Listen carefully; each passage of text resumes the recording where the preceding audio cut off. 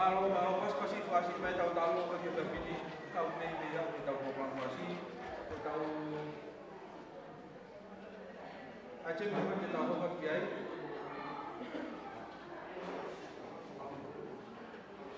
kata komemor motor pun orang lalu kita tahu situasi kata komemor motor yang kita kemudian kalau dia pas itu body kalau kita kata komemor motor pasti bakal